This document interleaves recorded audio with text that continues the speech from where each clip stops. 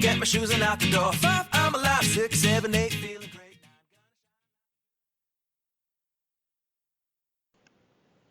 Hello, BYWG tribe. Here's a quick peek at our supplement, product, and book of the month for July 2020. At the end of the podcast, I'll spend a few minutes going into further detail, so we encourage you to listen to the end. The supplement of the month for July is our very own highly absorbable magnesium glycinate. The 10% discount code in office or online is MAG10. That's case sensitive, so it's lowercase MAG 10. Our book of the month is the Life Strengthening book by Deanna Ferruggio.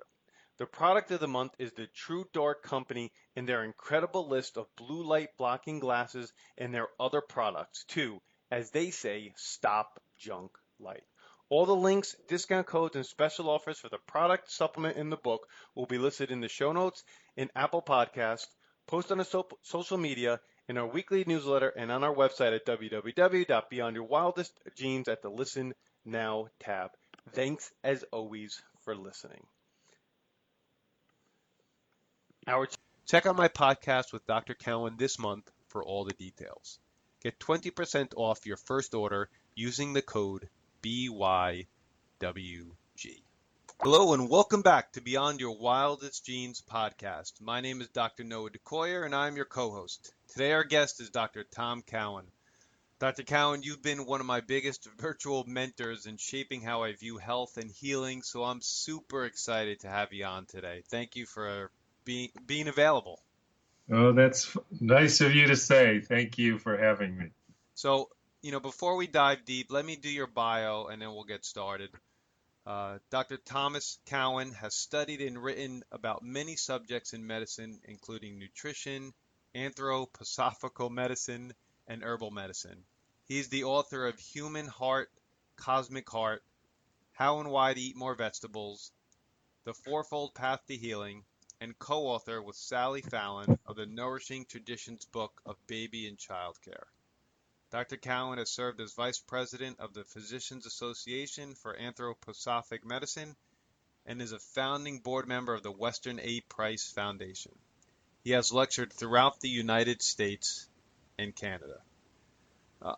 I have to, before we start, because I've never heard the term before except for some of your more recent interviews, Anthroposophic medicine, is there a quick definition for that? It's anthroposophy means wisdom of man, which is kind of a lofty title. It's basically the guy named Rudolf Steiner. Sure, okay. So he had a philosophy which was called anthroposophy, and then he wanted to apply it to various practical areas of life. So essentially he started anthroposophical schooling, which is called Waldorf schools. Oh, okay. All right. He started anthroposophical gardening, or farming, which is called biodynamics. And then he started anthroposophical medicine, which is called anthroposophical medicine. So they should have a different title for that. They don't. I'm so familiar with biodynamic farming and the Waldorf School and Rudolf Steiner, but just not that term. So thanks for clarifying that for me and for our audience. I appreciate it. That's just the generic term for the philosophy that comes out of his work. Okay, thank you. So today we could talk on a multitude of topics, but today we're here to talk about your new company called Dr. Cowan's Garden. But before I even start, I want to just mention that in our show notes, in our weekly email, there'll be links to all these products. Dr. Cowan was generous and gracious enough for our audience, created a 20% off first purchase code, which is BYWG, but all of that stuff will be in all the show notes, so please, it'll be easy to find this stuff. But before we dive deep on Dr. Cowan's Garden, Dr. Cowan, can you give our audience a little bit of background about yourself and your journey, just to kind of set the stage? I grew up in, I'd say, a fairly usual way. Mostly was what I guess people would call a jock. Very intense basketball player and golfer, mostly. then I went to college, didn't like it because I just didn't like it. I got out of there as quick as I could, joined the Peace Corps, and went to Southern Africa, where I learned about the work of Rudolf Steiner and Weston Price while living in a mud hut in Swaziland, which I think that's the only person probably alive who can say that.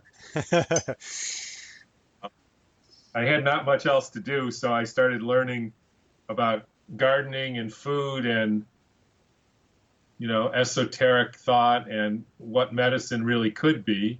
So that led me to decide I could, in fact, go to medical school.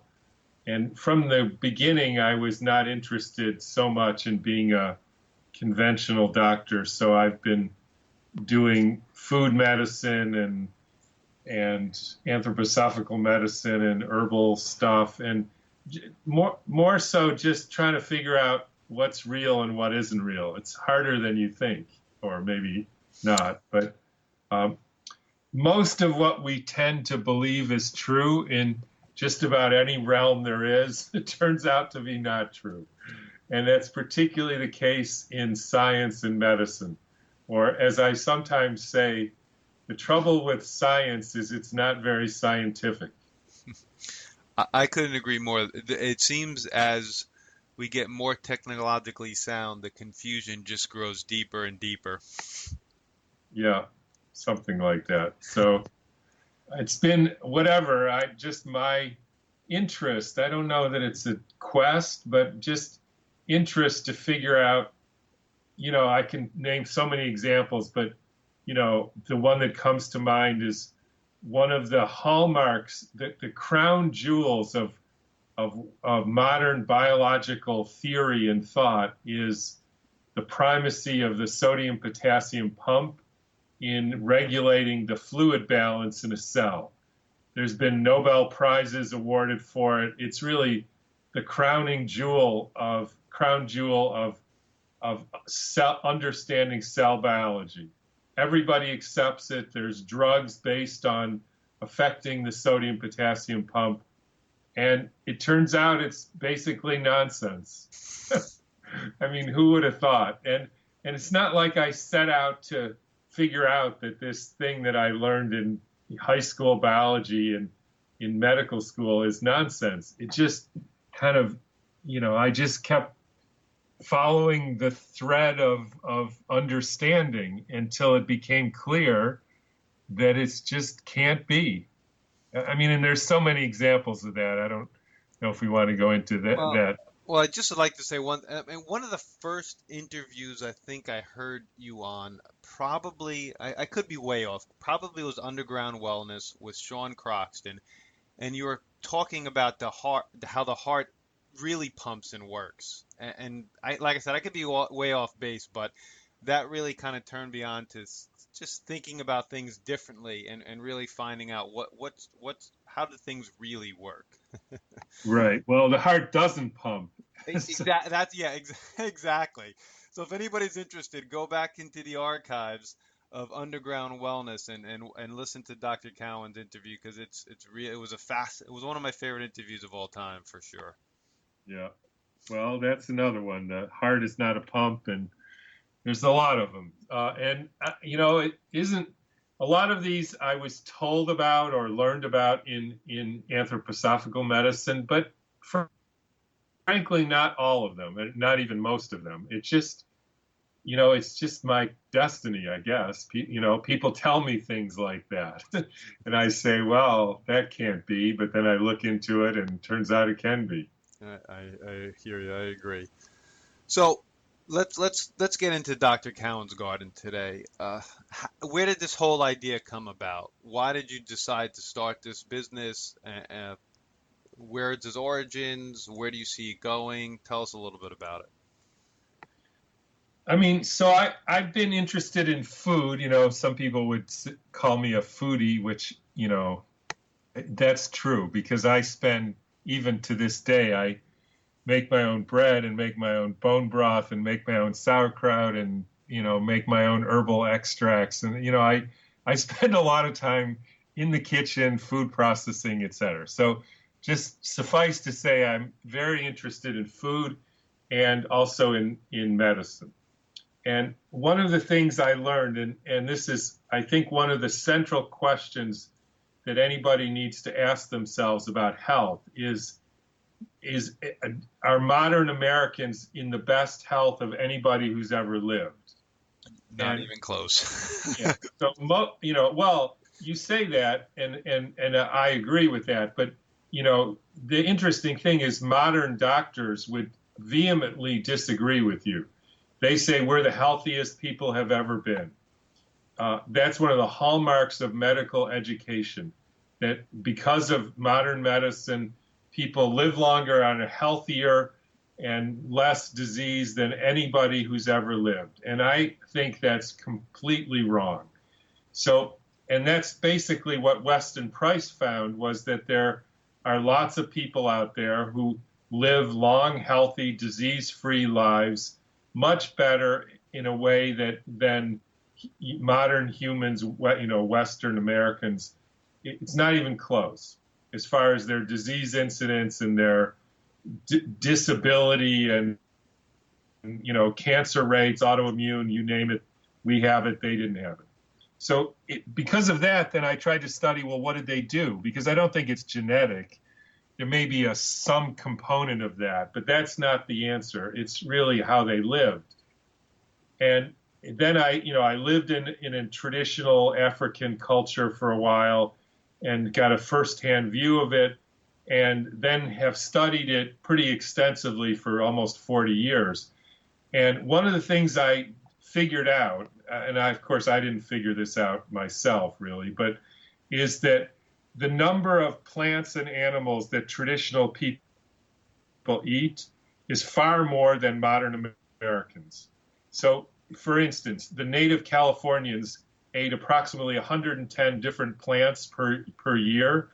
There's a group in Africa, sort of a hunter-gatherer group, where they eat between 300 and 400 different plants and animals per year, sometimes up to 40 to 50 per day.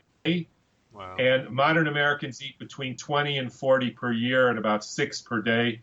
And that's like tomatoes, because ketchup, and French fries, that's potatoes, corn, wheat, beef, and iceberg lettuce. That's about it. Right. So that to me was, there's a lot of evidence on that, that produces health from a number of different standpoints. Phytonutrients, diversity creates diverse microbiome, a whole lot of different reasons why eating diversity in the diet is a good thing for you.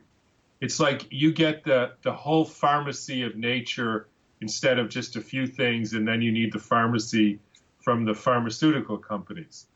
And the other thing I quickly learned was that a lot of these plants were either wild plants, which tend to have more concentrated nutrients, or perennial plants, which means plants that live more than 1 year.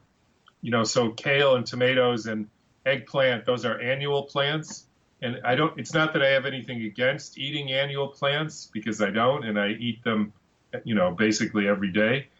But there was always at least, a certain percentage, sometimes up to half or more, were perennial and wild vegetables.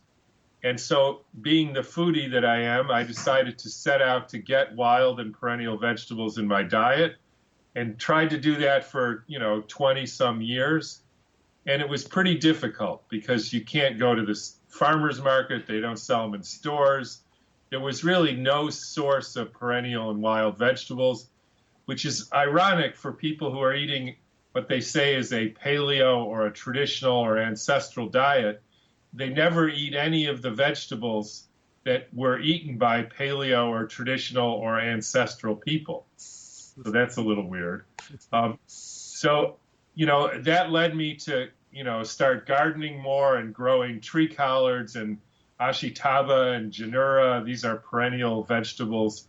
And so I got to the point where I could do it, but basically none of my patients could do it, which, fair enough, but that didn't seem right to me. So the next step was we had this garden to grow things. I went to a restaurant and learned how to make very flavorful powders out of fresh vegetables. We learned about mirin jars to preserve them. And I presented to my children and my wife, hey, we could grow these perennial and source wild vegetables, make them into powders, and be the people who are, revolutionizing the vegetable component of the American diet. And that's basically how we got started. Yes. So you basically led into essentially the next several questions that I had. So I'll ask questions that you kind of answered already, but I want you to just flesh them out a little bit because you did a wonderful job there. Now these powders, they're not necessarily used to be in place of veggies, but as a way to get more nutrients into what you're eating on a daily basis. Is that a fair statement? Right. So, for instance, I typically I like intermittent fasting. So let's say I'll stop eating at 6 o'clock the night before, so no more food after that, and then around 10 to noon the next morning. So that's like after a 16 to 18-hour fast. I'll make soup. And so we've already made the bone broth that's sitting in the fridge, and then I'll saute 4, 5, 6 different vegetables that whatever came out of the garden, like leeks and onions and kale and carrots and beets and bok choy, whatever. So the usual sort of thing. And then you put bone broth on top of it, and then because I don't have burdock every day, and I don't have tree collards every day, and I don't have Ashitaba, those are sitting on my counter as powders, and I put like a quarter to a half a teaspoon of each in my soup. And now instead of having just annual vegetables, maybe 4 or 5, which is probably better than some people, I have 12 or 8 or 10 different vegetables that are not only add flavor and spiciness. You can put pepper powder or charred eggplant powder. So it adds flavor, spiciness, but I've now increased the diversity and the phytonutrient content of my soup dramatically, and it's no more difficult than opening a box of Kellogg's cornflakes, which I haven't done in probably 50 years. I understand. So, let me say it like this. So I tell people, burdock is great. It helps detoxify. It helps your skin. It helps your liver. There's even a report, possibly, that it helps get rid of like agricultural chemicals because it upregulates your liver. So I tell people, eat burdock every day. And you know how many people over the last 20 years have eaten burdock root every day? None. 0. Including me, even though I'm into it, although I don't like to grow it because it's invasive and it's a pain in the ass.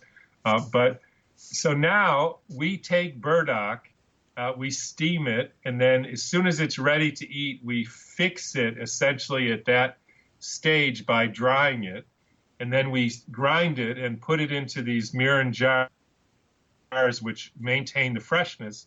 And so I can now eat burdock, like a whole burdock root every day, and I never used to do that because it's just a pain. So that's why we did this.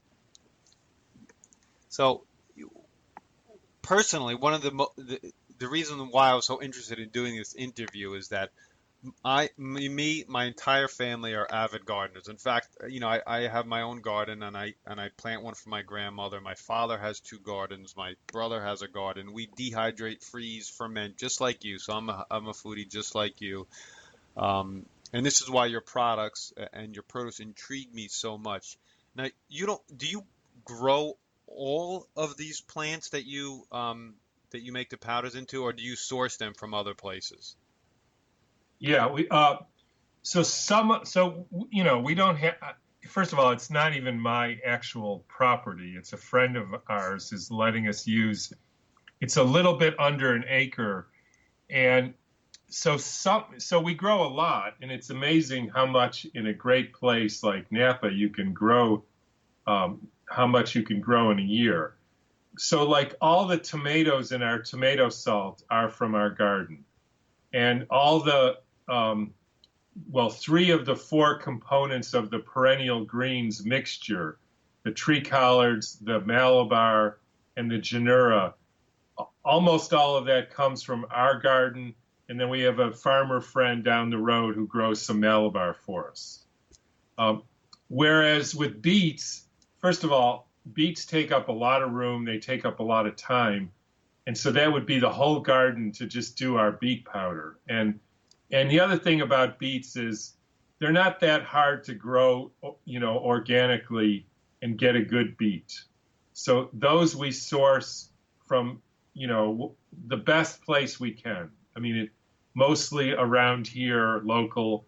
We're looking into the best way of doing that. We're looking into getting, biodynamically sourced beets. But they're certainly all organic, and they're the best quality, the best varieties that we can find. The pumpkins all came from our garden, which is why we had so little, because we lost some. But we use like heirloom, Native American pumpkins and, New Zealand pumpkins that are basically the most nutritious and the most flavorful. So, I garden for flavor and for nutrition. And I tend to think, if I want to say, well, okay, I want to grow a pumpkin, which pumpkin should I grow? I go to the people who know the most about pumpkins, which I think are the Native Americans. And so I grow their pumpkins. Now, to some people, that may not sound very scientific, but I tell you, once you figure out who knows, like the Russians knew the most about kale, so we use Russian kale, scarlet kale, which is a Russian variety. So that's how I do it. So we don't grow 100% of everything in our line. We're now just way too big for that. But everything is the best source we can get it, and that's what we're continue to do. And we're going to continue to push for even better, more biodynamic stuff, even, contracting with farms. Because one of our missions was, we want wherever we're processing, whether it's, Northern California or whatever, I mean, we would like the whole farming community to be, get help from us in being economically viable, because they're growing the best biodynamic stuff for us. We're paying them to do it, and they're having a good old time making a great biodynamic farm. I mean, that's the world that I envision. Whether that's going to happen or not, who knows? But that's the world that I envision, and my wife and 2 sons. That's a vision I could stand behind for sure. Now, yeah, I mean, just imagine if all the farmers were, biodynamics or permaculture, organics, whatever, I don't want to quibble on whether, if you're a great organic farmer, I mean, that's fine, I know. I totally agree. Now, you have some really unique products. If you have never heard of, most I've heard of before, and some I grow, but I'd like you to give a little insight on some of the little bit more obscure products you have, like Chala, Shaga, Ashitaba. These things are not normal vernacular or common plants. Why are they different or special, or what do they have to offer? You touched on why burdock is so good, but how about some of the more unique products that you guys have? So, yeah, that's a great question. And you go back to the mission, which is wild and perennial foods, because, it's true. People don't need to get carrot powder from us to eat carrots. People eat carrots. Now, it's also true that, you may not always have a carrot. And if you have some carrot powder, you can put it in your soup and it may make your soup better. So, but the real mission is, okay, no, people are not eating wild foods. They're not eating perennial foods. Where can we source them and have them in an easy to use form? So then you take something like choya buds, which is spelled CHOA, Choalla. So this was one of the sort of special, you might call it, superfoods of the Native Americans in the Sonoran Southwest desert. And it's essentially got two main uses. One is it's a very rich source of calcium, and the other, it has a kind of an anti-diabetic drug similar to the drug metformin. And it's the bud of a cactus, which you can, wild harvest and then dry it, and then it'll store forever, years. And then we bought them from a guy who contacted us, who heard me on a podcast and said, "Oh, that's what I do. I'm a forager." So first of all, the first good thing is this guy we can help him make a living, because he doesn't have a market really. He doesn't know how to sell things, but he knows how to collect things. And he's been collecting them from an unspoiled area that he's been working for decades. So he collects the cholla buds. They're dried, so we put them in a pack. And all you need to do is you have to think ahead, but you rehydrate them for about a day. And then they get this sort of mushy, mushroomy thing, and you can saute it in stir fries or put it in soup. And I wouldn't say it's the best tasting food in the world, because some of the things are purely or mostly for taste, and other things like cholla buds are for, nutritional diversity and the medicinal value. And they taste a little bit like mushrooms or asparagus or something, so some people may like that. So we always have a few, we soak them, we add them to the soup. It's great for diversity.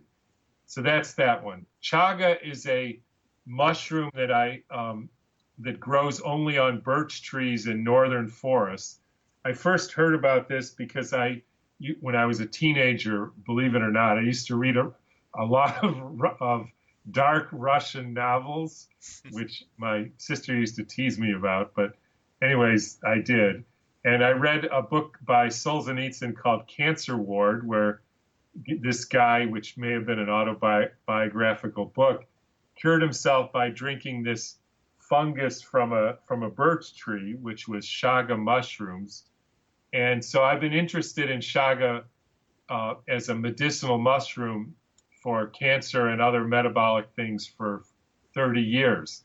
So we found a company in Quebec, which, as far as I know, my son checked it out more than I did, but they go into the, sort of virgin forest in northern Quebec with horseback and sustainably harvest this chaga, put it into nuggets, and send it to us. Not just us, but other places probably.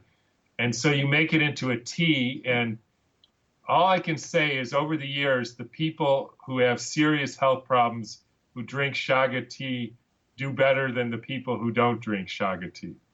And so I sometimes drink chaga tea. So that's that one. Ashitaba is a native biennial, which means it grows for 2 years, native to Indonesia, Philippines, Japan. It's probably the most nutritious vegetable on the planet, or one of them. It's the only edible Angelica family herb or plant. It has a kind of celery taste, and it has a very potent antioxidant in the stem called chalcones or calcones, which is being intensively studied as an anti-cancer medicine. So not only does it have more nutrients by about double as kale, but it has very strong medicinal properties.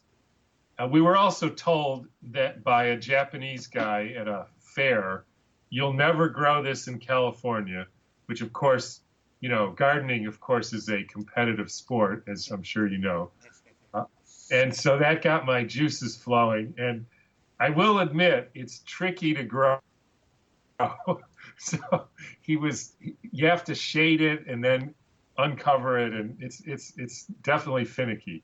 But we and a biodynamic friend of ours have grown enough to get 500 or so jars, and we're working on sourcing more of that. So those are the three you mentioned. I'm happy to go through any other one, but Well, let me switch the question a little tiny bit now. So what are some of your favorites? so I put burdock root in my soup every day. I also that we don't sell, which is I grow summer savory, which is it sort of helps reverse the aging process, I think. So I use that, but we don't sell that. Next year we will. Good. I use Ashitaba powder every day, but some of them I use almost entirely for flavor, like eggs with our pepper salt. And so these are about 6 different varieties of peppers, some bell peppers, some sweet peppers, some hot peppers, and we mix that with a little bit of Celtic salt, and you sprinkle that on eggs, and it's just so much better tasting than anything else I've ever eaten on eggs. We put charred eggplant. If you make popcorn and you put butter and then you put charred eggplant, which we take, those are all our eggplants, I think. And we char them on an open fire and then dehydrate them and mix it with a little leek powder and pepper salt. It's amazing flavor on fish or eggs or popcorn or rice or whatever. So those are my favorites. I also like the taste of leeks. So even though I eat a lot of leeks, I put leek powder in everything just about. Leeks also, interestingly, have been shown to be the #1 food that enhances the diversity of a person's microbiome. This came out of the Human Microbiome Project. So that's a great addition to people with digestive troubles and things like that, IBS, Crohn's, colitis. What's the reason for leeks being the #1 food? Is there, because I heard you in that another interview, and that really was astounding to me. What's the reason there? I don't know. That's an Here's honest answer. I mean, it's one of those. It is what it is. That's what they found. Cool. But if I had to make a guess, it's #1. Leeks have like all of the allium family: onions, garlic, leeks, ramps, etc. They all have antimicrobial effect, so they kill off pathogens. That's #1. #2 is they have chemicals in them which are called prebiotics, which are nutrients that the good bacteria need in order to live. Because after all, what grows in your gut, which is sort of everything health-wise, is dependent on what you feed it. And if you only feed it 6 foods your entire life, you're going to get a predominance of a very few microorganisms. Whereas if you feed it, 300 different plants in your life, you'll encourage much more diverse organisms that find their food, because what grows is what you feed it. And apparently leeks have chemicals which are called prebiotics, which feed the most diverse organisms that we've found in the gut. Now, I'm not saying there's, that onions aren't good or ramps aren't good or, all that. The more you can eat, the better. And I'm not even talking about huge bowls of leeks. Like half of a leek is enough. The green part is a little better than the white part, but you know what I mean? It's not like you need to eat a bushel of kale, like 2 or 3 leaves, that's enough. And then you eat something else. Right. That's very wise It advice. tastes better. I mean, nobody really wants to eat a big salad bowl of kale, but if you put, 7 or 8 different vegetables, it's, with then powders that increase the flavor. I mean, you're talking about really tasty food then. I think that's the key. I agree with you. Flavor is so important. Now, Yeah.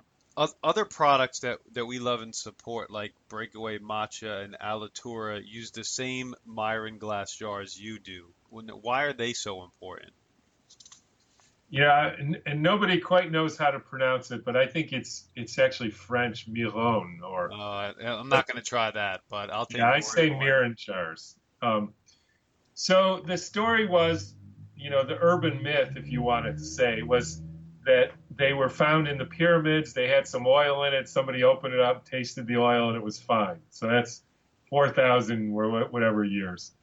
And so then some Swiss guys got a hold of it and reverse engineered it and found that the color and the thickness screened out pretty much all but the UVA light, and that if you put stuff in there, biological stuff, it doesn't degrade. It actually enhances the energy of the product, which of course needs to be verified, but there are some interesting studies on it. And so before I was going to put powders in a jar and let them just degrade, I wanted to see if this was real. So before we even launched this company, I grew a cherry tomato plant and picked two, you could say identical cherry tomatoes. Of course, they're not 100% identical, but close enough. And put one in a mason jar and one in a mirin jar and put them on the counter. The one in the mason jar, was mushy and moldy and all that in about 4 to 5 weeks, which was actually longer than I thought. But the one in the mirin jar was essentially edible after at least 4 months, maybe 5 months. And we have a picture of that on our website. And that did more to convince me that there's something real in these than the urban myth about the Egyptians. So that's why we decided we could do this. We could preserve it and put our powders in these mirin jars as soon after we process them as possible. And I have now, I have a mint powder that I made, it's probably 2.5 years ago. And if you open it up, it smells like fresh mint. And, I go by taste and smell, a little bit the chemistry, but I don't care that much about that. So when I hear people saying, oh, they have Ashitaba powder too, it comes from, Japan, and they have freeze dried or do this fancy, spraying technique, which is fine. But I open the jar and there's no smell and there's no taste. And I don't know about you, but I don't eat food that doesn't smell or doesn't taste. No, I agree. So I don't like that stuff. And maybe they can test it and it has more magnesium than ours. I kind of doubt it. But the difference is I know what Ashitaba is supposed to smell like, because just yesterday, I weeded it for a half an hour, and my wife and I struggled to put these covers on it, and they were ripped, and it was raining and all that stuff. But you end up knowing what this plant is like, because she spent a half an hour cutting the stalks, and you get this yellow stuff oozing all over, and that's the active ingredient. So if somebody says, well, how do you know there's yellow stuff in your powder? It's because, well, some of it's on Linda's hands, and the rest of it got into the bucket, which we brought to the kitchen, which they put in the dryer that night or today. So that's how I know. Good answer. I'll take it. Just a few questions left today, and it's a question. One of the questions I finish all my interviews with. Day in the life of Dr. Cowan, from waking to sleeping. What do I do? Yes, exactly. When you from waking, like kind of the rhythm of every day. Well, like I said, we usually stop eating at 5:36. I go to bed early, and then we have my wife and I have our usual exchange of, how come you're going to bed so early? And she wants to stay up a little later. But I read in bed, go to sleep, wake up, usually do some sort of exercise. Today I ran up some stairs and walked up a hill. do some other things, answer emails, make my breakfast, which is usually the soup and the eggs, sometimes the sourdough bread that I make. Either garden or go to work. I don't work that much, but I garden more. Have dinner, which is meat, fish, chicken, soup, vegetables, sometimes some grains, some fruit, usual stuff. And that's about it. Read, talk, whatever. It sounds like something I would like to do every day as well. Do you have any final words or any thoughts that you'd like to leave our audience with? Only check out our powders. I can guarantee you'll like them. Everybody does. Well, almost everybody, but 97%. And if you know anybody who knows how to grow Ashitaba, give us a call. Yeah. Or if you have any wild foods that we haven't thought about, give us a call. That's a great. I hope. Yes. I just Not hauled much, a by the ton way. of Jerusalem artichokes from my garden. Yeah. That And by the way, not mushrooms. Mushrooms put you into a whole different regulatory category, which, besides shaga, that's sort of not really a mushroom. right. But we don't want to get into mushrooms. You're Someday. talking about reishi and things of that nature, right? Yeah, Detail. I mean, those are great wild dried foods, but the regulatory hurdles around mushrooms are, that's not for us. I hear you. I hear you. Well, please remember all the links will be in the show notes. It's www.drcowansgarden.com and use BYWG to receive 20% off your first purchase. Thank you so much, Dr. Cowan. My name is Dr. Noah DeCoyer, your co-host, and you are listening to the Beyond Your Wildest Genes podcast. If you'd like what you've heard today, please share this with your friends and family and encourage them to subscribe on iTunes. You can also sign up for our incredible weekly email at www.beyondyourwildestgenes.com. Thank you, and as my oldest son Hayden says, be awesome and never unawesome. Our July supplement of the month is BYWG's magnesium glycinate. Magnesium is one of the most common deficiencies in current research and is a critical part of over 200 processes in the human body. Magnesium supplementation is suggested for many people and can be especially helpful for improved sleep, improved mood, muscle cramping, bone density, and so much more. This form of magnesium, magnesium glycinate, is well absorbed and less irritating to the digestive system, so it is the preferred form to other forms. Others can cause disaster pants when taken in the dose that is recommended. For the entire month of July, if you use the code MAG10, case sensitive, lowercase MAG10, you will receive 10% off this incredible mineral. You can pick it up at our website at www.beyondyourwildestgenes.com, or if you're local, you could pick it up at the office and just mention the code. The July book of the month is the Life Strengthening book by Diana Ferrugia. Dr. Mike had the honor to interview the author for the Beyond Your Wildest Genes podcast. Listening to this podcast is an awesome way to get a feel for the author and this incredible book. You can listen in at our website at www.beyondyourwildestgenes.com at the Listen Now tab. Our product of the month for July is TrueDark, an incredible company with many products focusing on stopping junk light. TrueDark's premium eyewear helps you manage your light exposure so you can sleep, feel, and live better. They also have special light bulbs, flashlight, nightlight, light therapy devices, and other products to help biohack your health.